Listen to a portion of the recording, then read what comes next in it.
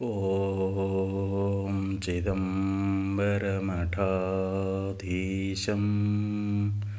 सिद्धारूढयतीश्वरं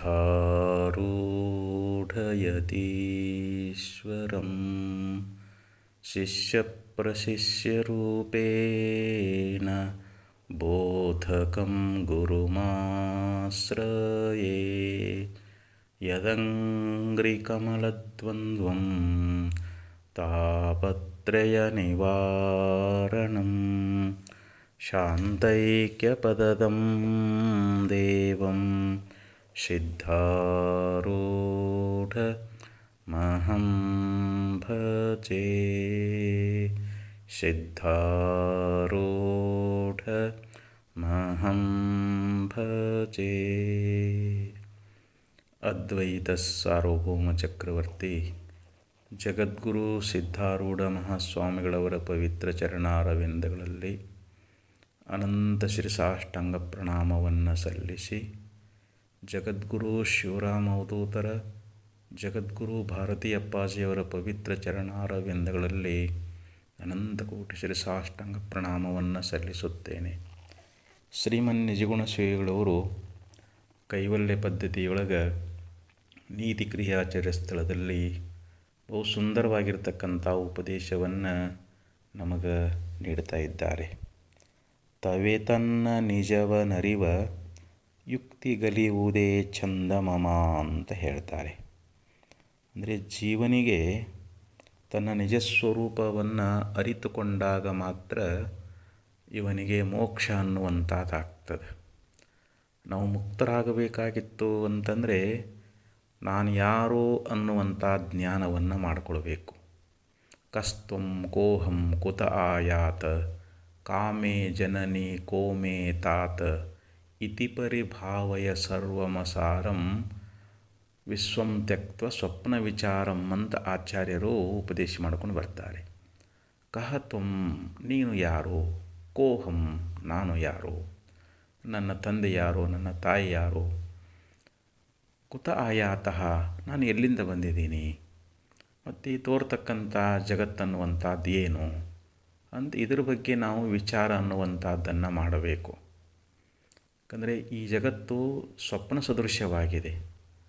ಸ್ವಪ್ನ ಅನ್ನುವಂಥದ್ದು ನಮಗೆ ಬೀಳ್ತದೆ, ಆದರೆ ಎಚ್ಚರಾದ ಮೇಲೆ ಆ ಸ್ವಪ್ನ ಅನ್ನುವಂಥದ್ದು ನಾವು ಸುಳ್ಳು ಅಂತ ತಿಳ್ಕೊಳ್ತೇವೆ.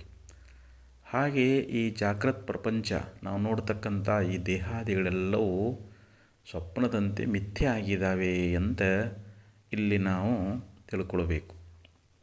ಹಾಗೆ ಇಲ್ಲಿ ಆತ್ಮವಿತ್ ಶೋಕಂ ತರತಿ, ಯಾವನು ಆತ್ಮನನ್ನು ಅರಿತಾನೋ ಅವನೇ ಈ ಶೋಕ ಸಾಗರವನ್ನು ದಾಟ್ತಾ ಇದ್ದಾನೆ. ನಾವು ಭವಸಾಗರವನ್ನು ದಾಟಬೇಕಾಗಿತ್ತು.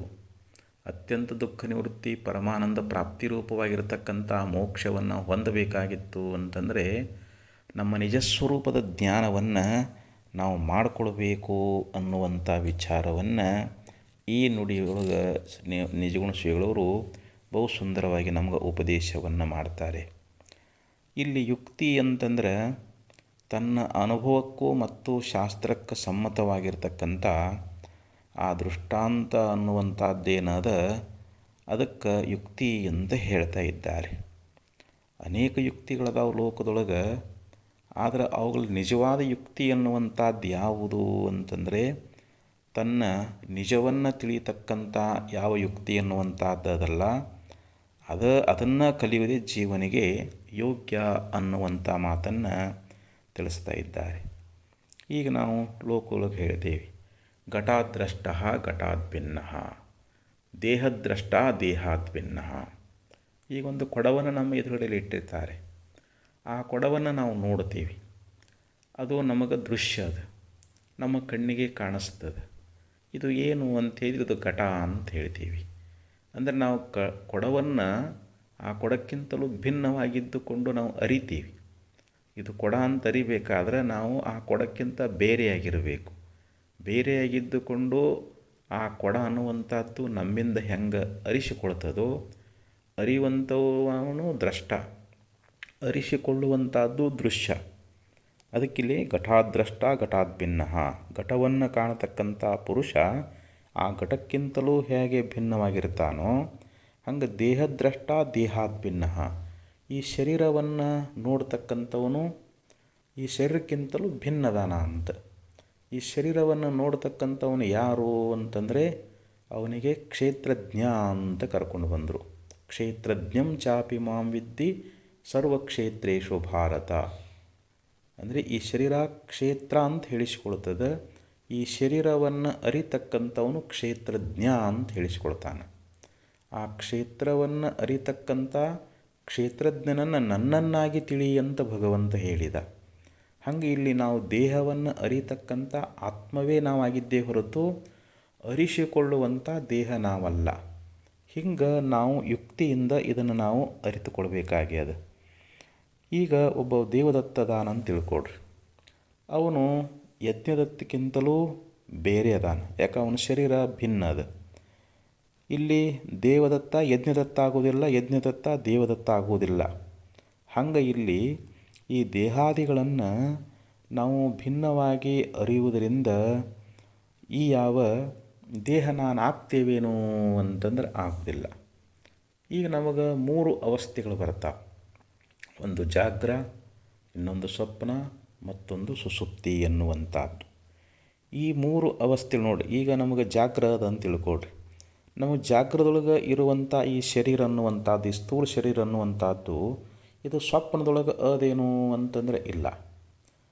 ಮತ್ತು ಇನ್ನು ಸ್ವಪ್ನದಲ್ಲಿರ್ತಕ್ಕಂಥ ಈ ದೇಹ ಅನ್ನುವಂಥದ್ದು ಸುಷುಪ್ತಿಯೊಳಗೆ ಅದೇನು, ಗಾಢ ನಿದ್ರೆಯೊಳಗೆ ಅದೇನು ಅಂತಂದರೆ ಇಲ್ಲ. ಆದರೆ ಜಾಗದಲ್ಲಿದ್ದಂಥ ತಾನು ಸ್ವಪ್ನದೊಳಗದಾನ, ಸ್ವಪ್ನದಲ್ಲಿದ್ದವನೇ ಸುಷುಪ್ತಿಯೊಳಗದಾನ. 3 ಅವಸ್ಥೆಗಳಲ್ಲಿ ತಾನು ಇರುವುದರಿಂದ ತಾನು ಸತ್ಯದಾನ. ಇವು ಜಾಗ್ರದಾದಿಗಳು ಒಂದೊಳಗೊಂದು ಇಲ್ಲದ್ದರಿಂದ ಇವು ಮಿಥ್ಯಾ ಆಗಿದ್ದಾವೆ ಅಂತ ನಾವು ತಿಳ್ಕೊಳ್ಬೇಕು. ಆದ್ದರಿಂದ ನಾವು ಈ ದೇಹತ್ರಯಗಳಿಗೆ ನಾವು ಬೇರೆ ಅದೇವಿ ಅನ್ನುವಂಥ ಒಂದು ಜ್ಞಾನವನ್ನು ಮಾಡಿಕೊಳ್ಳುವಂಥದ್ದೇ ಇಲ್ಲಿ ಯುಕ್ತಿ ಅಂತ ಹೇಳಿಸಿಕೊಳ್ತದೆ. ಅಂದರೆ ಈ ಅವಸ್ಥಾತ್ರಯಗಳೆಲ್ಲ ಇವು ಮಿಥ್ಯಾ ಅದಾವು. ಇವುಗಳನ್ನು ಸಾಕ್ಷಿಯಾಗಿ ಅರಿತಕ್ಕಂಥ ನಾವು ಆತ್ಮ ಏನದೇವಿ ಅಂತಂದರೆ ಚಿದ್ರೂಪ ಸದ್ರೂಪದೇವಿ. ಸದ್ರೂಪ ಅಂದ್ರೆ 3 ಅವಸ್ಥೆಗಳಲ್ಲಿದ್ದೇವೆ. ಆದ್ದರಿಂದ ಸದ್ರೂಪ.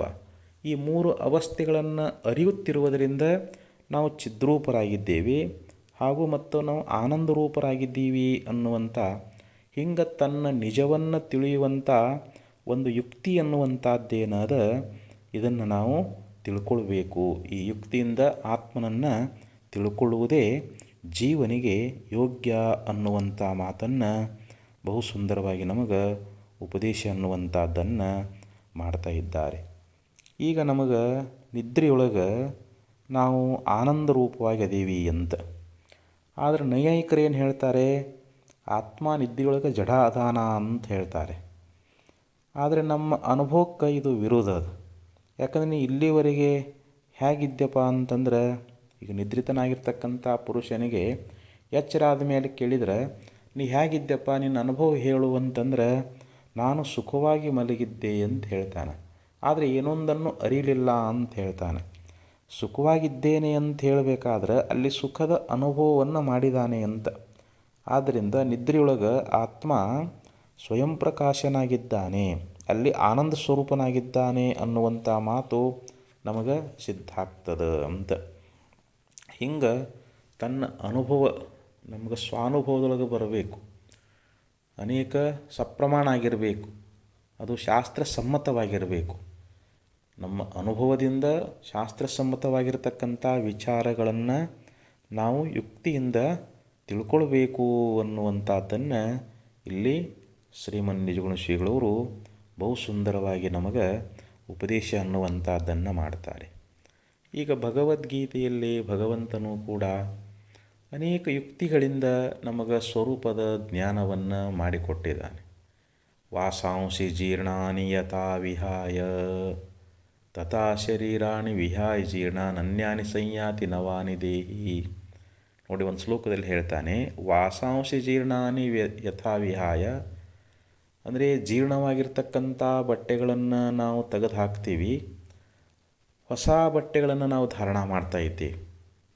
ತಥಾ ಶರೀರಾಣಿ ವಿಹಾಯ ಜೀರ್ಣ, ಹಾಗೆ ಜೀರ್ಣವಾಗಿರ್ತಕ್ಕಂಥ ಈ ಶರೀರಗಳನ್ನು ಜೀವ ಬಿಡ್ತಾನ ಹೊಸ ದೇಹಗಳನ್ನು ಧಾರಣ ಮಾಡ್ತಾ ಇದ್ದಾನೆ ಅಂಥೇಳಿ ಒಂದು ದೃಷ್ಟಾಂತವನ್ನು ಕೊಟ್ಟು ಭಗವಂತ ಜೀವ ಈ ದೇಹಕ್ಕಿಂತ ಭಿನ್ನದಾನ ಅನ್ನುವಂಥ ವಿಚಾರವನ್ನು ನಮಗೆ ಅಲ್ಲಲ್ಲಿ ಭಾಳ ಉದಾಹರಣೆಗಳನ್ನು ಕೊಟ್ಟು ಭಗವಂತ ನಮಗೆ ನಿರೂಪಣೆಯನ್ನು ಮಾಡಿಕೊಂಡು ಬರ್ತಾ ಇದ್ದಾನೆ. ತಥಾ ಶರೀರಾಣಿ ವಿಹಾಯ ಜೀರ್ಣ ಅಂದರೆ ಈ ಶರೀರಗಳು ಜೀರ್ಣಾಗಿ ಹೋಗ್ತಾವಂತ. ಆದರೆ ಈ ಶರೀರದಲ್ಲಿರ್ತಕ್ಕಂಥ ಈ ಯಾವ ಜೀವ ಏನದಾನಲ್ಲ ಅವನಿಗೆ ಮರಣ ಅನ್ನುವಂಥದ್ದಿಲ್ಲ. ಶರೀರವನ್ನು ಬದಲು ಮಾಡಿದಾನೆ ಹೊರತು ಈ ಶರೀರಗಳು ನಾಶ ಆಗಿ ಹೋಗ್ತಾವೆ. ಇವೆಲ್ಲ ನಾಶವುಳ್ಳವುಗಳದಾವು. ಜೀವನಿಗೆ ನಾಶ ಅನ್ನುವಂಥದ್ದಿಲ್ಲ. ದೇಹೋ ಮ್ರಿಯತೆ ನ ಜೀವೋ ಮ್ರಿಯತೆ ಅಂತ ಶ್ರುತಿ ಹೇಳ್ತದೆ. ದೇಹ ಅನ್ನುವಂಥದ್ದು ನಾಶ ಆಗ್ತದೆ ಹೊರತು ಜೀವನಿಗೆ ನಾಶ ಅನ್ನುವಂಥದ್ದಿಲ್ಲ. ಆ ಜೀವನಾಗಿರತಕ್ಕಂಥವನು ಪರಮಾತ್ಮ ಸ್ವರೂಪನೇ ಅದಾನ. ತನ್ನನ್ನು ಮರೆತಿದ್ದರಿಂದ ಅವ ಜೀವ ಅಂತ ಹೇಳಿಸಿಕೊಂಡಿದ್ದಾನೆ. ಹೆಂಗೆ ಕರ್ಣನಿಗೆ ನಾನು ರಾಧಾಪುತ್ರ ಅನ್ನುವಂಥ ಜ್ಞಾನ ಆಗಿತ್ತು. ಯಾವಾಗ ಕೃಷ್ಣ ಪರಮಾತ್ಮ ಬಂದು ಉಪದೇಶ ಮಾಡಿದ, ಅಷ್ಟೇ ಅಲ್ಲ ಕುಂತಿಯೂ ಕೂಡ ಬಂದು ಉಪದೇಶ ಮಾಡಿದ್ದು. ಕುಂತಿ ಹೇಳಿದ್ಲು, ನೋಡಪ್ಪ ನೀನು ನನ್ನ ಮಗನ ಅದಿ, ನಿನ್ನ ಜನ್ಮ ಹೀಗಾಯಿತು ಅಂಥೇಳಿ ನೀ ಸೂರ್ಯ ಭಗವಾನಿಂದ ನಿನ್ನ ಪಡೆದಿದ್ದೀನಿ, ನೀನು ಸಾಕ್ಷಾತ್ ನನ್ನ ಮಗನೇ ಅದಿ, ನೀ ಕ್ಷತ್ರಿಯನೇ ಅದಿ ಎನ್ನುವಂಥ ಜ್ಞಾನವನ್ನು ಕುಂತಿಯೂ ಮಾಡಿಕೊಟ್ಲು. ಅಷ್ಟೇ ಇಲ್ಲಿ ಕೃಷ್ಣ ಪರಮಾತ್ಮನು ನೋಡಪ್ಪ ನೀ ಕ್ಷತ್ರಿಯದಿ, ನೀ ಕುಂತಿ ಪುತ್ರನ ಅದಿ ಅಂಥೇಳಿ ಅವನ ಜನ್ಮ ವೃತ್ತಾಂತವನ್ನು ತಿಳಿಸಿ ಹೇಳಿದಾಗ ಕರ್ಣನಿಗೆ ನಾನು ಕ್ಷತ್ರಿಯ, ನಾನು ಕುಂತಿ ಪುತ್ರನೇ ಅನ್ನುವಂಥ ಜ್ಞಾನೋದಯ ಹೆಂಗಾಯಿತೋ ಹಾಗೆ ನಾವು ಕೂಡ ಮರ್ತೀವಿ. ನಮ್ಮ ಸ್ವರೂಪವನ್ನು ಮರ್ತಿದ್ದರಿಂದ ನಾವು ಜೀವ ಅಂತ ಹೇಳಿಸ್ಕೊಳ್ತಾ ಇದ್ದೀವಿ. ಯಾವಾಗ ನಮ್ಮ ಸ್ವರೂಪವನ್ನು ನಾವು ಅರ್ಥಕೊಂಡೀವಿ ಅಂತಂದರೆ ನಾವು ಸಾಕ್ಷಾತ್ ಬ್ರಹ್ಮರೂಪರೇ ಆಗ್ತಾ ಇದ್ದೀವಿ. ಅದಕ್ಕೆ ಇಲ್ಲಿ ಯಾವ ಅನೇಕ ಶ್ರುತಿಗಳಾಗಲಿ ಸ್ಮೃತಿಗಳಾಗಲಿ ನಮಗೆ ಯಥಾರ್ಥವಾಗಿರ್ತಕ್ಕಂಥ ಸ್ವರೂಪವನ್ನು ತಿಳಿಸಿಕೊಡಲಿಕ್ಕೆ ಅನೇಕ ಉದಾಹರಣೆಗಳನ್ನು ನಮಗೆ ಉಪದೇಶ ಮಾಡಿಕೊಂಡು ಬರ್ತಾ ಇದ್ದಾರೆ. ಅದಕ್ಕೆ ಮುಂಡಕೋಪನಿಷತ್ತಿನಲ್ಲಿ ಒಂದು ಮಂತ್ರದೊಳಗೆ ಹೇಳ್ತಾರೆ, ಆತ್ಮಾನಂ ರಥಿನಂ ವಿದ್ದಿ ಶರೀರಂ ರಥಮೇವತು. ಆತ್ಮಾನಂ ರಥಿನಂ ವಿದ್ದಿ ಶರೀರಂ ರಥಮೇವತು ಬುದ್ಧಿಂ ತು ಸಾರಥಂ ವಿದ್ದಿ ಮನಃಪ್ರಗ್ರಹಮೇವ ಚ ಇಂದ್ರಿಯಾಣಿ ಹಯಾನಾಹುರ್ ವಿಷಯಾಂಸ್ತೇಷು ಗೋಚರಾನ್ ಆತ್ಮೇಂದ್ರಿಯ ಮನೋಯುಕ್ತಂ ಭೋಕ್ತಿತ್ಯಾಹುರ್ ಮನೀಷಿಣಃ ಅಂತ ಒಂದು ಮಂತ್ರದೊಳಗೆ ಯಮಧರ್ಮ ನಚಿಕೇತನನ್ನು ಕುರಿತು ಬಹು ಸುಂದರವಾಗಿರ್ತಕ್ಕಂಥ ಉಪದೇಶವನ್ನು ಮಾಡ್ತಾನೆ. ಈ ಶರೀರವನ್ನು ರಥಕ್ಕೆ ರೂಪಕವನ್ನು ಕೊಟ್ಟು ತಿಳಿಸ್ತಾ ಇದ್ದಾನೆ. ಈ ಶರೀರ ಅನ್ನುವಂಥದ್ದೇನದ ಅಂತಂದರೆ ಇದು ರಥ ಅಂತ ಹೇಳಿಸ್ಕೊಳ್ತದೆ. ಈ ಶರೀರದಲ್ಲಿರ್ತಕ್ಕಂಥ ಯಾವ ಒಬ್ಬ ರಾಜ ರಥವನ್ನು ಆರೋಹಣ ಮಾಡ್ಯಾನ ಅಂತ ತಿಳ್ಕೊಳ್ರಿ. ಹಂಗೆ ಈ ಶರೀರದೊಳಗೆ ಆತ್ಮನೇ ಈ ಶರೀರವನ್ನು ಆರೋಹಣ ಮಾಡಿದ್ದಾನೆ. ಅದಕ್ಕಿಲ್ಲೇನಂದ್ರೆ ಅವರು ಆತ್ಮಾನಂ ರಥಿನಂ ವಿದ್ದಿ ಶರೀರಂ ರಥಮೇವತು ಇಂದ್ರಿಯಾಣಿ ಹಯಾನಾಹುರ್. ಮತ್ತು ಇಲ್ಲಿ ಇಂದ್ರಿಯಗಳನ್ನುವಂಥವುಗಳು ಏನಾಗಿದ್ದಾವೆ, ಕುದುರೆಗಳಾಗಿದ್ದಾವೆ. ಮನಸ್ಸನ್ನುವಂಥದ್ದೇ ಲಗಾಮಾಗ್ಯದ. ಬುದ್ಧಿ ಅನ್ನುವಂಥದ್ದೇ ಸಾರಥಿಯಾಗಿದ್ದಾನೆ. ಬುದ್ಧಿಂತು ಸಾರಥಿಂ ವಿದ್ದಿ ಮನಃಪ್ರಗ್ರಹಮೇವ ಚ ಇಂದ್ರಿಯಾಣಿ ಹಯಾನಾಹುರ್ ವಿಷಯಾಂಸ್ತೇಷು ಗೋಚರಾನ್. ವಿಷಯಗಳೇ ಏನಾಗಿದ್ದಾವೆ ಅಂತಂದರೆ ಇಲ್ಲಿ ರಸ್ತೆಗಳಾಗಿದ್ದಾವೆ ಅಂತ. ಹೇಗೆ ಒಬ್ಬ ರಾಜ ರಥದಲ್ಲಿ ಕುಳಿತುಕೊಂಡು ಗಮನ ಮಾಡ್ತಾ ಇರ್ತಾನೆ. ಆ ರಥವನ್ನು ನಡೆಸ್ತಕ್ಕಂಥವನು ಬುದ್ಧಿವಂತನಾಗಿರ್ತಕ್ಕಂಥ ಸಾರಥಿ ಇರ್ತಾ ಇದ್ದಾನೆ. ಆ ಸಾರಥಿಯಾದವನು ಆ ಮಹಾರಾಜನನ್ನು ತನ್ನ ಗಮ್ಯಸ್ಥಾನಕ್ಕೆ ಹೋಗಿ ಸೇರಿಸ್ತಾ ಇದ್ದಾನೆ. ಹಾಗೆ ಆ ಒಂದು ರೂಪಕವನ್ನು ಕೊಟ್ಟು ಇಲ್ಲಿ ನಮಗೆ ನಮ್ಮ ನಿಜಸ್ವರೂಪದ ಜ್ಞಾನವನ್ನು ಯಮಧರ್ಮ ಮಾಡಿಕೊಡ್ತಾ ಇದ್ದಾನೆ. ಇಲ್ಲಿ ಶರೀರ ಅನ್ನುವಂಥದ್ದೇ ಒಂದು ರಥ ಅದ. ಈ ಶರೀರದಲ್ಲಿ ಆರೋಹಣ ಮಾಡಿರ್ತಕ್ಕಂಥವನೇ ಆತ್ಮ. ಬುದ್ಧಿ ಅನ್ನುವಂಥ ಸಾರಥಿ ಇಂದ್ರಿಯಗಳನ್ನುವಂಥ ಕುದುರೆಗಳನ್ನು ಕಟ್ಟಿ ಮನಸ್ಸನ್ನುವಂಥ ಲಗಾಮನ್ನು ತನ್ನ ಕೈಯೊಳಗೆ ಹಿಡ್ಕೊಂಡು ವಿಷಯಗಳನ್ನುವಂಥ ರಸ್ತೆಯೊಳಗೆ ಈ ಶರೀರವನ್ನು ನಡೆಸ್ತಾ ಇದ್ದಾನೆ. ನಮ್ಮ ನಿಜವಾದ ಗಮ್ಯಸ್ಥಾನ ಯಾವುದು ಅಂತಂದರೆ ನಾವು ಪರಬ್ರಹ್ಮ ಸ್ವರೂಪವನ್ನು ಹೊಂದುವುದು, ನಾನು ಪರಮಾತ್ಮನೇ ಅನ್ನುವಂಥ ಜ್ಞಾನವನ್ನು ಮಾಡಿಕೊಳ್ಳುವುದು. ಅಂದರೆ ನಮ್ಮ ಬುದ್ಧಿ ಅನ್ನುವಂಥದ್ದು ಶುದ್ಧವಾಗಿರಬೇಕು. ನಮ್ಮ ಶುದ್ಧವಾದ ಬುದ್ಧಿಯಿಂದ ನಾವು ಭಗವಂತನನ್ನು ತಿಳ್ಕೊಳ್ಳಿಕ್ಕೆ ಬರ್ತದೆ. ಅದಕ್ಕೆ ಅಸ್ತು ವಿಜ್ಞಾನವಾನ್ ಭವತಿ ಸಮನಸ್ಕಃ ಸದಾ ಶುಚಿಃ ಸತು ತತ್ಪದಮವಾಪ್ನೋತಿ ಯಸ್ಮಾತ್ ಭೂಯೋ ನ ಜಾಯತೆ ಅಂತ ಕಠೋಪನಿಷತ್ನಲ್ಲಿ ಯಮಧರ್ಮ ಹೇಳ್ತಾನೆ.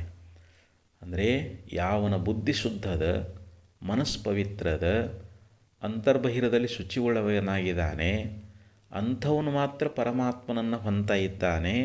ಅವನು ಪುನಃ ಸಂಸಾರದೊಳಗೆ ಹುಟ್ಟಿ ಬರುವುದಿಲ್ಲ ಅಂಥೇಳಿ ಹಿಂಗೆ ಕಠೋಪನಿಷತ್ತಿನಲ್ಲಿ ಯಮಧರ್ಮ ಬಹು ಸುಂದರವಾಗಿ ನಮಗೆ ಉಪದೇಶ ಅನ್ನುವಂಥದ್ದನ್ನು ಮಾಡ್ತಾ ಇದ್ದಾನೆ. ಅದಕ್ಕೆ ಇಲ್ಲಿ ಜೀವ ಪರಮಾತ್ಮರ ಒಂದು ಏಕತ್ವ ಜ್ಞಾನವನ್ನು ನಾವು ಮಾಡಿಕೊಳ್ಬೇಕಾಗಿತ್ತು ಅಂತಂದರೆ ನಾವು ಹೀಗೆ ಗುರುಗಳಿಂದ ನಾವು ಯುಕ್ತಿಯಿಂದ ದೃಷ್ಟಾಂತಾದಿಗಳಿಂದ ನಾವು ಅರ್ಥಕೊಳ್ಬೇಕು ಅಂತ ಹೇಳಿದರು. ಒಂದು ಸಲ ಒಂದು ಪಟ್ಟಣದೊಳಗೆ ಬಹಿರ್ಭಾಗದೊಳಗೆ ಒಬ್ಬ ಮಹಾತ್ಮರು ವಾಸ ಮಾಡಿಕೊಂಡಿದ್ದರು. ಅವರ ಹತ್ರ ಒಬ್ಬ ಬರ್ತಾ ಇದ್ದಾನೆ. ಅಂದರೆ ಇಲ್ಲಿ ಜೀವನಿಗೂ ಮತ್ತು ಈಶ್ವರನಿಗೂ ಭೇದ ಅನ್ನುವಂಥದ್ದಿಲ್ಲ. ಇಲ್ಲಿ ಒಂದೇ ಚೈತನ್ಯ ಅನ್ನುವಂಥದ್ದಿರುವುದು ಅಂತ. ಇದನ್ನು ನೀವು ನನಗೆ ಮೇಲೆ ಇದನ್ನು ಉಪದೇಶ ಮಾಡಿರಿ ಅಂತಂದಾಗ, ಯಾಕಂದ್ರೆ ಈಶ್ವರನಲ್ಲಿರ್ತಕ್ಕಂಥ ಸರ್ವಜ್ಞತ್ವಾದಿ ಗುಣಗಳು ಜೀವನೊಳಗೆ ಯಾಕಿಲ್ಲ? ಆವಾಗ ಆ ಶಿಷ್ಯನ ಒಂದು ಮಾತನ್ನು ಕೇಳಿ ಗುರುಗಳು ಹೇಳ್ತಾರೆ, ನೋಡಪ್ಪ, ನನಗೆ ಭಾಳ ನೀರಡಿಕೆ ಆಗ್ಯದ, ನೀನು ಈ ಕಮಂಡಲ ತೊಗೊಂಡು ಹೋಗು, ನನಗೆ ದೂರದಲ್ಲಿರ್ತಕ್ಕಂಥ ಒಂದು ಗಂಗಾ ನದಿ ನೀರನ್ನು ತೆಗೆದುಕೊಂಡು ಬಂದರೆ ಆ ನೀರು ಕುಡಿದ ಬಳಿಕ ನಿನ್ನ ಪ್ರಶ್ನೆಗೆ ನಾನು ಉತ್ತರ ಕೊಡ್ತೀನಿ ಅಂತಂದರು.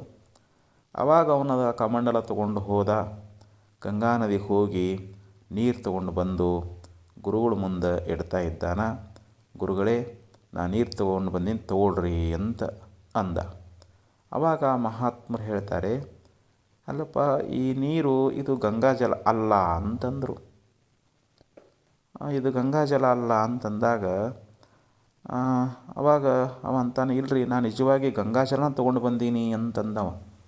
ಆವಾಗ ಮಹಾತ್ಮರು ಹೇಳ್ತಾರೆ, ಇದು ಗಂಗಾಜಲ ಐತೆ ಅಂತ ನಾ ಹೆಂಗೆ ಇದ್ರ ಮ್ಯಾಗೆ ವಿಶ್ವಾಸ ಇಡಲಿ ಅಂತಂದಾಗ, ಇಲ್ಲರಿ, ನಾನು ಗಂಗಾಜಲನೇ ತೆಗೆದುಕೊಂಡು ಬಂದೀನಿ ಅಂಥೇಳಿ ಈ ಪ್ರಕಾರವಾಗಿ ನುಡಿತಾ ಇದ್ದಾನೆ. ಆವಾಗ ಹೌದಪ್ಪ, ನೀನೇನೋ ಸತ್ಯ ನುಡಿತಿ ನಿಜ, ಆದರೆ ಗಂಗೆಯೊಳಗೆ ಎಷ್ಟು ನೌಕೆಗಳದಾವು, ಎಷ್ಟು ಮೀನುಗಳದಾವು, ಮತ್ತಲ್ಲಿ ಜನ ಸ್ನಾನ ಮಾಡ್ತಾರೆ, ಮತ್ತು ಅದ್ರ ಪಕ್ಕದೊಳಗೆ ಅನೇಕ ಪರ್ವತಗಳು, ಅನೇಕ ಗಿಡ ಮರಗಳು ಅದ್ರ ಮೇಲೆ ಅದಾವು. ಆದ್ರೆ ಅವು ಯಾವ ಒಂದು ವಸ್ತು ನೀ ತಂದಿರತಕ್ಕಂಥ ಜಲದೊಳಗೆ ಕಾಣ್ತಾ ಇಲ್ವಲ್ಲ, ಮತ್ತು ಇದನ್ನು ಗಂಗಾಜಲ ಅಂತ ನಾ ಹೆಂಗೆ ನಂಬಬೇಕು ಅಂತ ಹೇಳಿದಾಗ, ಆವಾಗ ಅವ ಹೇಳ್ತಾನೆ, ನೋಡ್ರಿ, ಅದು ಗಂಗಾ ಪ್ರವಾಹ, ಅದು ದೊಡ್ಡದಾಗಿರ್ತಕ್ಕಂಥ ನದಿ, ಅದರ ತಟಾಕದ ಮೇಲೆ ಎಷ್ಟೋ ಗ್ರಾಮಗಳು ಅದಾವು. ಆದರೆ ಈ ಕಮಂಡಲದಲ್ಲಿರ್ತಕ್ಕಂಥ ಆ ಗಂಗಾ ಜಲ ಅನ್ನುವಂಥದ್ದೇನದ, ಅದು ಇದರೊಳಗೆ ಹೆಂಗೆ ಇರ್ಲಿಕ್ಕೆ ಸಾಧ್ಯ ಅದ? ಅಲ್ಲಿ ಮಹಾಪ್ರವಾಹ ಇರೋದರಿಂದ ಅಲ್ಲೆಲ್ಲ ಇರೋಕ್ಕೆ ಸಾಧ್ಯ ಐತಿ. ಅಂದರೆ ಆದರೆ ಇದರೊಳಗಿರ್ತಕ್ಕಂಥ ನೀರು ಏನದಲ್ಲ, ಇದು ಭಾಳ ಮಾಧುರ್ಯ ಅದು, ಇದನ್ನು ನೀವು ಕುಡಿದು ನೋಡ್ರಿ ಅಂತಂದ. ಹಾಗೆ ಇಲ್ಲಿ ಆ ಗಂಗಾಜಲ ನಾವು ಒಂದು ಕಮಂಡದೊಳಗೆ ತೊಗೊಂಡು ಬಂದೀವಿ, ಇದರ ಉಪಾಧಿ ಅನ್ನುವಂಥದ್ದು ಇದು ಸಣ್ಣದು. ಆ ಗಂಗಾಜಲ ಅನ್ನುವಂಥದ್ದು ನಾವು ಇದೇ ಗಂಗಾಜಲ ಅನ್ನಬೇಕಾದ್ರೆ ಆ ಗಂಗಾ ನದಿಯೊಳಗಿರ್ತಕ್ಕಂಥ ನದಿ ಮಾಧುರಿ ಅನ್ನುವಂಥದ್ದು ಈಗ ತಂದಿರತಕ್ಕಂಥ ಜಲದೊಳಗೆ ಐತಿ. ಅದಕ್ಕೆ ಇದರೊಳಗೆ ಇದು ಗಂಗಾಜಲ ಅನ್ನೋಕೆ ಯಾವ ಸಂಶಯ ಅನ್ನುವಂಥದ್ದಿಲ್ಲ. ಹಾಗೆ ಇಲ್ಲಿ ನಾವು ಜೀವೇಶ್ವರನ್ನು ತಿಳ್ಕೋಬೇಕು. ಜೀವನ ಉಪಾಧಿ ಸಾಮಾನ್ಯವಾಗಿರ್ತಕ್ಕಂಥ ಅಂತಃಕರಣದ, ಈಶ್ವರನ ಉಪಾಧಿ ಮಾಯಾ, ಅದು ಮಹತ್ರೂಪದಿಂದ ಬ್ರಹ್ಮಾಂಡವನ್ನು ವ್ಯಾಪಿಸಿಕೊಂಡದು. ಆದ್ದರಿಂದ ಮಾಯಾ ಉಪಾದಿಯಿಂದ ಈಶ್ವರನಲ್ಲಿ ಸರ್ವಜ್ಞತ್ವ, ಸರ್ವಶಕ್ತಿತ್ವ, ಪರೋಕ್ಷತ್ವ ಇತ್ಯಾದಿ ಧರ್ಮಗಳು ಈಶ್ವರನಲ್ಲಿ ಅದಾವೆ. ಆದರೆ ಜೀವನಲ್ಲಿ ಇಲ್ಲ. ಯಾಕಂದರೆ ಜೀವ ಅವಿದ್ಯಾ ಉಪಾದಿಯಿಂದ ಕೂಡ್ಕೊಂಡಾನ, ಅದಕ್ಕೆ ಇವ ಕಿಂಚಿಜ್ಞನಾಗಿದ್ದಾನ. ಉಪಾದಿಯಿಂದ ಜೀವನಿಗೂ ಈಶ್ವರನಿಗೂ ಭೇದ ಅನ್ನುವಂಥದ್ದೈತೆ ಹೊರತು, ಆದರೆ ಅವರಿಬ್ಬರಲ್ಲಿ ಇರತಕ್ಕಂಥ ಅಲ್ಲಿ ಹೆಂಗೆ ಮಾಧುರ್ಯ ಅನ್ನುವಂಥದ್ದು ಕಮಂಡಲದಲ್ಲಿರ್ತಕ್ಕಂಥ ಜಲದಲ್ಲಿನೂ ಅದ, ಗಂಗಾ ನದಿಯಲ್ಲಿರ್ತಕ್ಕಂಥ ನೀರಿನೊಳಗೂ ಅದ, ಹಾಗೆ ಇಲ್ಲಿ ಈ ಸುಖ ಅನ್ನುವಂಥದ್ದು ಯಾವ ಆತ್ಮನಲ್ಲಿನೂ ಅದ, ಅಂದರೆ ಜೀವನಲ್ಲಿನೂ ಅದ, ಈಶ್ವರನಲ್ಲಿನೂ ಅದ ಅಂತ. ಅದಕ್ಕಿಲ್ಲಿ ಆತ್ಮ ಸತ್ತು ಚಿತ್ತು ನಿತ್ಯ ಪೂರ್ಣನಾಗಿರ್ತಕ್ಕಂಥವನಾಗಿದ್ದಾನೆ. ಹಾಗೆ ಬ್ರಹ್ಮನೂ ಕೂಡ ಸತ್ತು ಚಿತ್ತು ನಿತ್ಯ ಆನಂದ ಪೂರ್ಣನಾಗಿರ್ತಕ್ಕಂಥ ಅನ್ನದವ. ಅದಕ್ಕೆ ಈ ಎಲ್ಲ ಸಮಾನ ಧರ್ಮಗಳು ಇಬ್ಬರಲ್ಲಿಯೂ ಇರುವುದರಿಂದ ಜೀವೇಶ್ವರರಲ್ಲಿ ಸ್ವಲ್ಪನೂ ಭೇದ ಅನ್ನುವಂಥದ್ದಿಲ್ಲ ಅಂಥೇಳಿ ಹಿಂಗೆ ಸಿದ್ಧ ಮಾಡಿ ತೋರಿಸಿದ್ರಂತ. ಹಿಂಗೆ ಅವಾಗ ಅಭೇದ ಜ್ಞಾನವನ್ನು ಮಾಡಿಕೊಂಡು ಅವನು ಆನಂದವನ್ನು ಹೊಂದಿದ ಅಂಥೇಳಿ ಹಿಂಗೊಂದು ದೃಷ್ಟಾಂತ ಅನ್ನುವಂಥದ್ದು ಬರುತ್ತೆ. ಹಿಂಗೆ ಯುಕ್ತಿಯಿಂದ ನಾವು ಜೀವ ಪರಮಾತ್ಮರ ಏಕತ್ವ ಜ್ಞಾನ ಮಾಡಿಕೊಳ್ಳುವಂಥದ್ದೇನದ ಅಂತಂದ್ರೆ ಇದು ಯುಕ್ತಿ ಅಂತ ಹೇಳಿಸ್ಕೊಳ್ತದ ಅಂತ ಹೇಳ್ತಾರೆ. ಅದಕ್ಕೆ ಗೀತೆಯಲ್ಲಿ ಭಗವಂತನೂ ಕೂಡ ಈ ಸಂಸಾರ ಅನ್ನುವಂಥದ್ದು ಇದು ಹೇಗಿದೆ ಅಂತಂದರೆ ಇದು ಒಂದು ಅಶ್ವತ್ಥ ವೃಕ್ಷ ಅಂತ ಹೇಳ್ತಾ ಇದ್ದಾನೆ. ಊರ್ಧ್ವಮೂಲ ಮದಶಾಕಂ ಅಶ್ವತ್ಥಂ ಪ್ರಾಹುರವ್ಯಯಂ ಛಂದಾಂಸಿ ಯಸ್ಯ ಪರ್ಣಾನಿ ಯಸ್ತಂ ವೇದ ಸ ವೇದವಿತ್. ಹೇ ಅರ್ಜುನ, ಈ ಸಂಸಾರ ಅನ್ನುವಂಥದ್ದು ಒಂದು ಅಶ್ವತ್ಥ ವೃಕ್ಷ. ಅಶ್ವತ್ಥ ಅಂದ್ರೇನು? ಸ್ವಹ ನ ತಿಷ್ಠತಿ ಇತಿ ಅಶ್ವತ್ಥ. ಇದು ನಾಳೆವರೆಗೆ ಇರ್ತದ ಅಂತ ಹೇಳೋಕ್ಕಾಗೋದಿಲ್ಲ. ಅಶ್ವತ್ಥ ಅಂದ್ರೇನು? ಇದು ನಾಳಿನ ತನಕ ಇರ್ತದೇನಪ್ಪ ಅಂತಂದ್ರೆ ಇದನ್ನು ಯಾರೂ ನಿಶ್ಚಯ ಹೇಳೋಕ್ಕಾಗೋದಿಲ್ಲ. ಅಂದರೆ ಇದು ನಾಶವುಳ್ಳದ್ದು ಅಂತ. ಆದರೂ ಕೂಡ ಇಲ್ಲಿ ದೊಡ್ಡವರು ಏನು ಹೇಳ್ತಾರೆ, ಈ ಜಗತ್ತು ಬಹುಕಾಲ ಇರುವುದರಿಂದ ಇದು ನಾಶ ಆಗೋದಿಲ್ಲ ಅಂತ ಹೇಳ್ತಾರೆ. ಇದರ ಬೇರುಗಳು ಮೇಲುಗಡೆ ಅದಾವೆ. ಅಂದರೆ ಪರಮಾತ್ಮನ ಇದಕ್ಕೆ ಆಧಾರ ಅಧಿಷ್ಠಾನ ಆಗಿದ್ದಾನೆ. ಮತ್ತು ಇದರ ಕೊಂಬೆಗಳು ಕೆಳಗಡೆ ಅದಾವೆ. ಅಂದರೆ ಅಧೋಮುಖರಾಗಿರ್ತಕ್ಕಂಥ ಜೀವರೇ ಇದರ ಕೊಂಬೆಗಳಾಗಿದ್ದಾವೆ. ಈ ಕರ್ಮಕಾಂಡಾತ್ಮಕವಾಗಿರ್ತಕ್ಕಂಥ ಈ ವೇದ ಭಾಗಗಳೇನದಾವಲ್ಲ ಇದನ್ನು ರಕ್ಷಿಸತಕ್ಕಂಥ ಎಲೆಗಳಾಗಿವೆ. ಇದನ್ನು ಇದ್ದದ್ದನ್ನು ಯಾರು ತಿಳ್ಕೊಳ್ತಾ ಇದ್ದಾರೋ ಅವನು ವೇದವನ್ನು ಬಲ್ಲವನು ಅನ್ನುವಂಥ ಮಾತನ್ನು ಭಾಳ ಸುಂದರವಾಗಿ ಹೇಳಿದರು. ಅದಕ್ಕೆ ಅದಶ್ಚೋರ್ಧ್ವಂ ಪ್ರಸುತಾಸ್ತಸ್ಯ ಶಾಖಾ ಗುಣಪ್ರವೃದ್ಧ ವಿಷಯ ಪ್ರವಾಲ ಅದಶ್ಚ ಮೂಲಾನ್ಯನುಸಂತತಾನಿ ಕರ್ಮಾನುಬಂಧೀನಿ ಮನುಷ್ಯಲೋಕೆ. ಅಂದರೆ ಇಲ್ಲಿ ಶಬ್ದಾದಿ ವಿಷಯಗಳೇ ಅಲ್ಲಿ ಚಿಗುರುಗಳು. ಗುಣಗಳಿಂದ ಅಭಿವೃದ್ಧಿಯಾಗಿರ್ತಕ್ಕಂಥ ಇದರ ಕೊಂಬೆಗಳು ಅಂದರೆ ಇಲ್ಲಿ ಜೀವಕೋಟಿಗಳು ಅಂತ. ಇವು ಕೆಳಕ್ಕೂ ಮೇಲಕ್ಕೂ ಈ ರೀತಿ ನೀಚ ಮತ್ತು ಉತ್ತಮ ಜನ್ಮಕ್ಕೆ ಇವು ವ್ಯಾಪಿಸಿರ್ತಕ್ಕಂಥವುಗಳಾಗಿದ್ದಾವೆ. ಇದರಲ್ಲಿ ಒಳಬೇರುಗಳಂತೇನದಾವು ಅವ ಇಲ್ಲಿ ಪುಣ್ಯ ಪಾಪಗಳ ಒಂದು ಕರ್ಮಗಳ ಬಲದಿಂದ ಇದು ಗಟ್ಟಿಯಾಗ್ಯದ. ಅಂದರೆ ಇದು ಮನುಷ್ಯ ಲೋಕದೊಳಗೆ ಈ ರೀತಿಯಾಗಿ ಇದು ನಾಟಿಕೊಂಡದ ಅಂಥೇಳಿ ಇಂಥ ಒಂದು ಈ ಸಂಸಾರದ ವೃಕ್ಷದ ಸ್ವರೂಪವನ್ನು ಇದು ನಮಗೆ ತಿಳಿಯಾಕೆ ಬರ್ತದೇನೋ ಅಂತಂದರೆ ಇಲ್ಲ. ಯಾಕಂದರೆ ಇದರ ಆದಿ ಅಂತ್ಯವನ್ನು ನಾವು ತಿಳಿತೀವಿ ಅಂತಂದ್ರೆ ತಿಳಿಯಾಕೆ ಬರುವಂಥದ್ದಲ್ಲ. ಯಾಕಿದು ದೃಢವಾಗಿರ್ತಕ್ಕಂಥ ಬೇರು ಬಿಟ್ಟುಬಿಟ್ಟದ. ಇಂಥ ಅಶ್ವತ್ಥ ವೃಕ್ಷವನ್ನು ನಾವು ವೈರಾಗ್ಯ ಅನ್ನುವಂಥ ಆಯುಧದಿಂದ ಇದನ್ನು ನಾವು ಕತ್ತರಿಸಿ ಹಾಕಬೇಕು ಅಂತ ಹೇಳ್ತಾರೆ. ಅಸಂಗಶಸ್ತ್ರೇನ ದೃಢೇನ ಚಿತ್ವಾ. ವೈರಾಗ್ಯ ಅನ್ನುವಂಥ ಒಂದು ಅಸ್ತ್ರವನ್ನು ತಗೊಂಡು ಈ ಸಂಸಾರ ಅನ್ನುವಂಥ ವೃಕ್ಷದಿಂದ ನಾವು ಕತ್ತರಿಸಿ ಹಾಕಿದ್ದೀವಿ ಅಂತಂದರೆ ಆವಾಗ ನಾವು ಮುಕ್ತರಾಗ್ತಾ ಇದ್ದೀವಿ. ಈ ಸಂಸಾರದಿಂದ ನಾವು ಮೋಕ್ಷವನ್ನು ಪಡಿತೀವಿ ಅಂಥೇಳಿ ಹಿಂಗೆ ಭಗವಂತನೂ ಕೂಡ ಭಗವದ್ಗೀತೆಯೊಳಗೆ ಈ ಸಂಸಾರವನ್ನು ಒಂದು ಅಶ್ವತ್ಥ ರೂಪಕ್ಕೆ ಅಶ್ವತ್ಥ ಮರಕ್ಕೆ ಹೋಲಿಕೆಯನ್ನು ಕೊಟ್ಟು ನಮಗೆ ಬಹು ಸುಂದರವಾಗಿ ಇದರ ಉಪದೇಶ ಅನ್ನುವಂಥದ್ದನ್ನು ಮಾಡ್ತಾ ಇದ್ದಾರೆ. ಅದಕ್ಕೆ ನಾವು ಉಪನಿಷತ್ತುಗಳಲ್ಲಿಯೂ ಕೂಡ ನೋಡ್ತೀವಿ. ಇಲ್ಲಿ ಜೀವರುಗಳು ಬೇರೆ ಅದಾರಲ್ರಿ, ಬ್ರಹ್ಮ ಬೇರೆ ಅದಾನ, ನಮಗೆ ಹಿಂಗೆ ಭೇದ ಅನ್ನುವಂಥದ್ದು ತೋರ್ತದಲ್ಲ ಅಂತಂದ್ರೆ ಮುಂಡಕೋಪನಿಷತ್ತಿನಲ್ಲಿ ಒಂದು ಮಂತ್ರದೊಳಗೆ ಭಾಳ ಸುಂದರವಾಗಿ ನಮಗೆ ಮಹಾತ್ಮರು ಉಪದೇಶ ಮಾಡ್ತಾರೆ.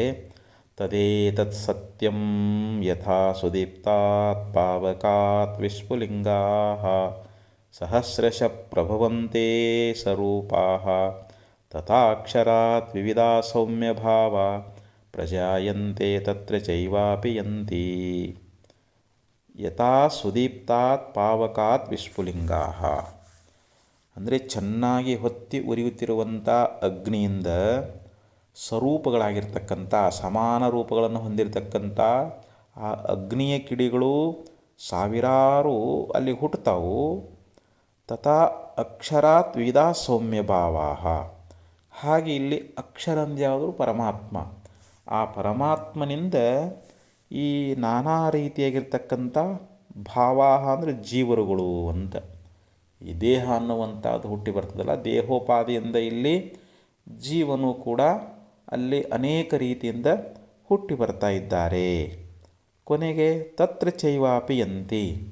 ಆ ಅಗ್ನಿ ಕಿಡಗಳು ಎಲ್ಲಿ ನಾಶ ಆಗ್ತಾವು ಅಂತಂದರೆ ಮತ್ತೆ ಅಗ್ನಿಯೊಳಗನ ಅಲ್ಲಿ ಅವು ಹೋಗಿ ಸೇರ್ಕೊಂಡ್ಬಿಡ್ತಾ ಇದ್ದಾವೆ.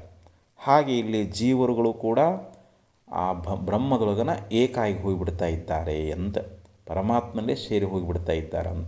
ಅವರು ಪರಬ್ರಹ್ಮ ಸ್ವರೂಪರೇ ಅದಾರ. ಪರಮಾತ್ಮನಿಗಿಂತಲೂ ಜೀವರುಗಳು ಭಿನ್ನಲ್ಲ, ಪರಮಾತ್ಮ ಸ್ವರೂಪರೇ ಅದಾರ. ಮತ್ತು ಇಲ್ಲಿ ಅನೇಕ ವಿಧವಾಗಿ ತೋರ್ತಾರಲ್ಲ ಅಂತಂದರೆ, ಇಲ್ಲಿ ದೇಹೋಪಾದಿಯನ್ನು ಇಟ್ಟುಕೊಂಡು ದೇಹಗಳು ಅನೇಕ ಅದಾವು. ಈ ಲಿಂಗ ಶರೀರ ಅನ್ನುವಂಥದ್ದು ಈ ಶರೀರ ಈ ದೇಹವನ್ನು ಬಿಟ್ಟ ನಂತರದಲ್ಲಿ ಪರಲೋಕಕ್ಕೆ ಹೋಗ್ತದೆ, ಅನೇಕ ಜನ್ಮಗಳನ್ನು ಪಡೀತದೆ. ಆ ದೇಹಗಳ ಸೃಷ್ಟಿಯಿಂದ ಇಲ್ಲಿ ಜೀವರುಗಳಿಗೆ ನಾವಿಲ್ಲಿ ಜನ್ಮವನ್ನು ಹೇಳ್ತೇವೆ ಹೊರತು ವಾಸ್ತವಿಕವಾಗಿ ಜೀವರುಗಳು ಹುಟ್ಟಿಲ್ಲ ಮತ್ತು ಅವುಗಳಿಗೆ ಮರಣ ಕೂಡ ಇಲ್ಲ ಅಂತ ಹೇಳ್ತಾರೆ. ಹಿಂಗೆ ಉಪನಿಷತ್ತನ್ನುವಂಥದ್ದು ಆ ಪ್ರತ್ಯೇಗಾತ್ಮನ ಯಥಾರ್ಥವಾದ ಸ್ವರೂಪವನ್ನು ಸುಲಭವಾಗಿ ಜಿಜ್ಞಾಸುಗಳು ತಿಳ್ಕೊಳ್ಳಿ ಅಂಥೇಳಿ ಅನೇಕ ದೃಷ್ಟಾಂತಾದಿಗಳನ್ನು ಕೊಟ್ಟು ಯುಕ್ತಿಯಿಂದ ನಮಗೆ ಸ್ವರೂಪದ ಜ್ಞಾನವನ್ನು ಮಾಡಿಕೊಡ್ತಾ ಇದ್ದಾವೆ. ಹಂಗೆ ನಾವು ಯುಕ್ತಿಯಿಂದನೇ ಪರಮಾತ್ಮನನ್ನು ನಾವು ತಿಳ್ಕೊಳ್ಬೇಕು. ನಮ್ಮ ನಿಜ ಸ್ವರೂಪದ ಯಥಾರ್ಥ ಜ್ಞಾನವನ್ನು ಯುಕ್ತಿಯಿಂದ ತಿಳ್ಕೊಂಡಾಗ ಮಾತ್ರ ನಾವು ಈ ಭವಸಾಗರದಿಂದ ಮುಕ್ತರಾಗ್ತಾ ಇದ್ದೇವೆ. ಯಾಕಂದರೆ ಇದು ಗಹನವಾಗಿರತಕ್ಕಂಥ ವಿಚಾರ, ಅತಿ ಸೂಕ್ಷ್ಮವಾಗಿರತಕ್ಕಂಥದ್ದು. ನಾವು ದೃಷ್ಟಾಂತಾದಿಗಳನ್ನು ಹೇಳಿದಾಗ ನಮಗೆ ಸುಲಭವಾಗಿ ನಮಗೆ ಅರ್ಥ ಆಗ್ತದೆ, ನಮ್ಮ ವಿವೇಕದೊಳಗೆ ಬರ್ತದೆ, ನಮಗೆ ಜ್ಞಾನೋದಯ ಅನ್ನುವಂಥದ್ದು ಆಗ್ತದೆ ಅಂಥೇಳಿ ಇಲ್ಲಿ ಶ್ರುತಿ ಅನ್ನುವಂಥದ್ದು ಭಾಳ ಸುಂದರವಾಗಿ ನಮಗೆ ಉಪದೇಶ ಅನ್ನುವಂಥದ್ದನ್ನು ಮಾಡ್ಯದ. ಒಬ್ಬ ಶಿಷ್ಯ ಗುರುಗಳ ಸಮೀಪ ಬಂದು ಒಂದು ಪ್ರಶ್ನೆಯನ್ನು ಕೇಳ್ತಾನೆ. ನೀವು ಜೀವ ಈಶ್ವರ ಅದಾರಂತ ಹೇಳ್ತೀರಿ, ಆದರೆ ನಮಗೆ ಪ್ರತ್ಯಕ್ಷವಾಗಿ ಯಾಕೆ ಕಾಣಿಸೋಲ್ರು? ಅಂದರೆ ಯಾವುದು ಪ್ರತ್ಯಕ್ಷವಾಗಿ ತೋರುವುದಿಲ್ಲವೋ ಮತ್ತು ಅದನ್ನು ನಾವು ಸತ್ಯ ಅಂಥೇಳಿ ಹೆಂಗೆ ನಂಬಬೇಕು? ಅದರೊಳಗೆ ಏನು ಪ್ರಮಾಣ ಅನ್ನುವಂಥದ್ದು ಅದ, ಇದನ್ನು ನನಗೆ ತಿಳಿಸ್ಬೇಕು ಅಂತ ಗುರುಗಳಲ್ಲಿ ಪ್ರಾರ್ಥನೆ ಮಾಡಿದಾಗ ಅದಕ್ಕೆ ದೃಷ್ಟಾಂತ ಕೊಡ್ತಾರೆ. ಇಲ್ಲಿ ಒಂದು ನೈಮಿಷಾರಣ್ಯದೊಳಗೆ ಒಬ್ಬ ಮಹಾತ್ಮ ಇದ್ದ. ಅವನ ಹತ್ರ ಒಬ್ಬ ಮೂರ್ಖ ಹೋಗಿ ಈ ಪ್ರಶ್ನೆಯನ್ನು ಮಾಡ್ತಾ ಇದ್ದಾನೆ. ಮಹಾತ್ಮರು ಹೇಳಿದರು, ಅನೇಕ ಒಂದು ಶಾಸ್ತ್ರಗಳ ಪ್ರಮಾಣಗಳಿಂದ ಯುಕ್ತಿಗಳಿಂದ ಅವನಿಗೆ ಬೋಧ ಮಾಡಿದ್ರೂ ಕೂಡ ಅದು ಅವನ ಕಿವಿಯೊಳಗೆ ಹೋಗಲೇ ಇಲ್ಲ. ನನಗೆ ಆತ್ಮನನ್ನು ನೀವು ಪ್ರತ್ಯಕ್ಷವಾಗಿ ತೋರಿಸಲೇಬೇಕು ಅಂತ ಹಠ ಹಿಡ್ದ. ಆವಾಗ ಮಹಾತ್ಮರು ಏನು ಮಾಡಿದರು ಅಂತಂದರೆ, ಅಲ್ಲೇ ಸಮೀಪದೊಳಗೆ ಒಂದು ಸಣ್ಣದೊಂದು ಕಲ್ಲು ಬಿದ್ದಿತ್ತು, ಅದನ್ನು ಅವನ ತಲೆಗೆ ಹೊಡೆದು ಬಿಟ್ಟರು. ಆವಾಗ ಅವನ ತಲೆ ಒಡಿತು, ರಕ್ತ ಅನ್ನುವಂಥದ್ದು ಸೋರ್ಲಿಕ್ಕತ್ತು. ಆವಾಗ ಅಳಲಿಕ್ಕೆ ಪ್ರಾರಂಭ ಮಾಡಿದ. ರಾಜನ ಹತ್ರ ಹೋಗ್ತಾ ಇದ್ದಾನೆ, ಮಹಾರಾಜರೇ, ಒಬ್ಬ ಮಹಾತ್ಮರ ಹತ್ರ ಹೋಗಿ ನಾನು ಪ್ರಶ್ನೆ ಮಾಡಿದೆ, ಅವರು ಅದನ್ನು ಉತ್ತರ ಹೇಳೋದು ಬಿಟ್ಟು ನನಗೆ ತಲೆ ಒಡೆದಿದ್ದಾರ. ಇದು ನನಗೆ ಭಾಳ ನೋವಾಗಿಬಿಟ್ಟದ. ನನ್ನ ಪ್ರಾಣ ಅನ್ನುವಂಥದ್ದು ಹೋಗುವಂಥ ಸಂಭವ ಅನ್ನುವಂಥದ್ದು ಅದ. ಈ ರಾಜ ಇವನ ದುಃಖವನ್ನು ನೋಡಿ, ಸರಿಯಪ್ಪ, ದೂತನನ್ನು ಕಳಿಸಿ ಆ ಮಹಾತ್ಮನನ್ನು ನಾ ಇಲ್ಲಿ ಬರಮಾಡಿಕೊಂಡು ಅವನಿಗೆ ನಾನು ವಿಚಾರ ಮಾಡ್ತೀನಿ ಅಂತಂದರು. ಆವಾಗ ಮಹಾತ್ಮರನ್ನು ರಾಜ ಕೇಳ್ತಾ ಇದ್ದಾನೆ, ಮಹಾತ್ಮರೇ, ಇವನ ತಲೆ ಅನ್ನುವಂಥದ್ದನ್ನು ಯಾಕೆ ಹೊಡೆದ್ರಿ? ಆವಾಗ ಮಹಾತ್ಮರು ಹೇಳಿದರು, ನೋಡಿ, ನಾನು ಇವನ ಪ್ರಶ್ನೆಗೆ ಸರಿಯಾದ ಉತ್ತರವನ್ನು ಹೇಳಿದ್ದೇನೆ ಹೊರತು ನಾ ಏನು ಇವನ ತಲೆಯನ್ನು ಒಡೆದಿಲ್ಲಲ್ಲ ಅಂತಂದರು. ಈಗ ಇವನಿಗೆ ಅವಾಗ ಇವನು ಸನ್ನಿಧಿ ಮತ್ತು ಯಾಕೆ ಬಂದಾನ ಇವನು ನನ್ನ ಹತ್ರ ಬರಬೇಕಾದ್ರೆ ಯಾಕೆ ಬಂದಾನ? ಆವಾಗ ರಾಜ ಇವನಿಗೆ ಬಾಧೆ ಆಗೈತಿ ಅಂಥೇಳಿ ಬಂದಿದ್ದಾನೆ ಅಂಥೇಳಿ ಈ ಪ್ರಕಾರವಾಗಿ ಹೇಳಲಿಕ್ಕಾಗಿ ಆ ಮಹಾತ್ಮ ಹೇಳ್ತಾನೆ, ಹೇ ರಾಜ, ಇವನಿಗೆ ದುಃಖ ಆಗ್ಯದ, ಬಾಧೆ ಆಗೈತೇನೋ ನಿಜ. ಆದರೆ ಆಗಿರ್ತಕ್ಕಂಥ ನೋವು, ಅವನಿಗೇನು ಕಲ್ಲು ಹೊಡೆದಾಗ ತಲೆಗೆ ಏಟು ಬಿದ್ದೇನು ನೋವು ಆಗೈತಲ್ಲ, ಅದನ್ನು ಕಣ್ಣಿನಿಂದ ಪ್ರತ್ಯಕ್ಷವಾಗಿ ನಮಗೆ ತೋರಿಸ್ಲಿ. ಅದು ನಮಗೆ ಕಂಡು ಬರ್ತದೇನು ಅಂತಂದ್ರೆ ಕಂಡು ಬರೋಂಗಿಲ್ಲ. ಬಾಧೆನೋ ಅದು ನೋವು ಅನ್ನುವಂಥದ್ದು ಅದು, ಆದರೆ ಅದನ್ನು ಪ್ರತ್ಯಕ್ಷ ಕಾಣೋಕ್ಕಾಗ್ತದೇನೋ? ಹಾಗೆ ಇಲ್ಲಿ ಜೀವ ಈಶ್ವರರು ಇವರು ಪ್ರತ್ಯಕ್ಷವಾಗಿ ನಾವು ಕಾಣೋಕ್ಕೆ ಸಾಧ್ಯದೇನು ಅಂತಂದ್ರೆ ಇಲ್ಲ. ಯಾಕಂದರೆ ಅವನಿಗೆ ಆಗಿರ್ತಕ್ಕಂಥ ನೋವನ್ನು ನನಗೆ ಪ್ರತ್ಯಕ್ಷವಾಗಿ ತೋರಿಸಿಕೊಟ್ರೆ ನಾನೂ ಕೂಡ ಇವನಿಗೆ ಆತ್ಮನನ್ನು ಪ್ರತ್ಯಕ್ಷವಾಗಿ ತೋರಿಸಿಕೊಡ್ತೀನಿ ಅಂತ ಈ ರೀತಿಯಾಗಿ ಮಹಾತ್ಮರು ನುಡಿತಾ ಇದ್ದಾರೆ. ಅಂದರೆ ಇವನಿಗೆ ಆಗಿರ್ತಕ್ಕಂಥ ಆ ನೋವನ್ನುವಂಥದ್ದು, ಅವನಿಗೇನು ಕಲ್ಲು ಹೊಡೆದಾಗ ನೋವು ಆಗೈತಲ್ಲ, ದುಃಖ ಆಗೈತಲ್ಲ, ಆ ನೋವನ್ನುವಂಥದ್ದು ಹೆಂಗೆ ನಾವು ಪ್ರತ್ಯಕ್ಷವಾಗಿ ತೋರಿಸಲಿಕ್ಕೆ ಬರುವುದಿಲ್ಲವೋ ಹಾಗೆ ಆತ್ಮನನ್ನು ನಾವು ಪ್ರತ್ಯಕ್ಷವಾಗಿ ತೋರಿಸ್ಲಿಕ್ಕೆ ಬರ್ತದೇನೋ ಅಂತಂದ್ರೆ ಬರುವುದಿಲ್ಲ ಅಂಥೇಳಿ ಹಿಂಗೆ ಆ ಮಹಾತ್ಮರು ರಾಜನಿಗೆ ಹೇಳಿದಾಗ ರಾಜ ಇದನ್ನು ಒಪ್ಪಿಕೊಂಡ. ಹೌದು, ಈ ಮಹಾತ್ಮರು ಹೇಳಿರ್ತಕ್ಕಂಥ ಮಾತು ಇದು ನಿಜ ಅದ ಅಂಥೇಳಿ ಅವಾಗ ಅವರನ್ನು ಕಳಿಸಿಕೊಡ್ತಾ ಇದ್ದಾನೆ. ಹಂಗೆ ಇಲ್ಲಿ ನಾವು ಆತ್ಮನನ್ನು ಪ್ರತ್ಯಕ್ಷವಾಗಿ ಇಂದ್ರಿಯಾದಿಗಳಿಂದ ನೋಡಲಿಕ್ಕೆ ಬರ್ತದೇನೋ ಅಂತಂದರೆ ಇಲ್ಲ. ಯಥೋ ವಾಚೋ ನಿವರ್ತಂತೆ ಅಪ್ರಾಪ್ಯ ಮನಸಾ ಸಹ ಅಂತ ಶ್ರುತಿ ಭಗವತಿಯೂ ಕೂಡ ನಮಗೆ ಉಪದೇಶ ಅನ್ನುವಂಥವಳು ಮಾಡ್ತಾ ಇದ್ದಾಳೆ. ಅದಕ್ಕೆ ನಾವು ಆ ತತ್ವವನ್ನು ಗುರುಗಳ ಮುಖಾಂತರವಾಗಿ ನಾವು ಅರ್ಥಕೊಳ್ಬೇಕು. ಗುರುಗಳು ಅನೇಕ ಯುಕ್ತಿಗಳಿಂದ ಪ್ರಮಾಣಗಳನ್ನು ಕೊಟ್ಟು ನಮ್ಮ ನಿಜ ಸ್ವರೂಪದ ಯಥಾರ್ಥ ಜ್ಞಾನವನ್ನು ಮಾಡಿಕೊಡ್ತಾ ಇದ್ದಾರೆ. ಅದಕ್ಕೆ ದೇಹಾದಿಗಳಿಗಿಂತಲೂ ಭಿನ್ನವಾಗಿ ವಿಲಕ್ಷಣವಾಗಿರ್ತಕ್ಕಂಥ ಒಂದು ಆತ್ಮಸ್ವರೂಪ ಅನ್ನುವಂಥದ್ದು ಏನದ, ಅದುವೇ ನಮ್ಮ ನಿಜ ಅನ್ನುವಂಥ ಜ್ಞಾನವನ್ನು ಮಾಡಿಕೊಳ್ಬೇಕು. ಮುಂಡಕೋಪನಿಷತ್ತಿನಲ್ಲಿ ಇನ್ನೊಂದು ಮಂತ್ರದೊಳಗೆ ಹೇಳಿದರು, ದ್ವಾ ಸುಪರ್ಣ ಸಯುಜ ಸಖಾಯ ಸಮಾನ ವೃಕ್ಷಂ ಪರಿಶಶ್ವಜಾತೆ ತಯೋರನ್ಯ ಪಿಪ್ಪಲಂ ಸ್ವಾದ್ಯತ್ ಅನಸ್ನನ್ ಅಭಿಚಾಕಸೀತಿ. ಇನ್ನೊಂದು ಮಂತ್ರದಲ್ಲಿ ಬಹಳ ಸುಂದರವಾಗಿ ಹೇಳ್ತಾರೆ. ಇಲ್ಲಿ ಒಂದು ವೃಕ್ಷ ಅನ್ನುವಂಥದ್ದು, ಆ ವೃಕ್ಷದೊಳಗೆ ಎರಡು ಪಕ್ಷಿಗಳು ಅವು ಅಲ್ಲಿ ಆಶ್ರಯ ಮಾಡ್ಕೊಂಡಿದ್ದಾವೆ ಆ ವೃಕ್ಷವನ್ನು. ಅದರೊಳಗೆ ಒಂದು ಪಕ್ಷಿ ಅನ್ನುವಂಥದ್ದು ಏನದ ಅಂತಂದರೆ ಅಲ್ಲಿರ್ತಕ್ಕಂಥ ಹಣ್ಣನ್ನು ತಿಂತಾ ಇದೆ. ಮತ್ತೊಂದು ಪಕ್ಷಿ ಅನ್ನುವಂಥದ್ದು ಅದನ್ನು ನೋಡ್ಕೊಂತ ಕುಂತದು, ಅಂದರೆ ಅದೇನು ಹಣ್ಣನ್ನು ತಿಂತಾ ಇಲ್ಲ.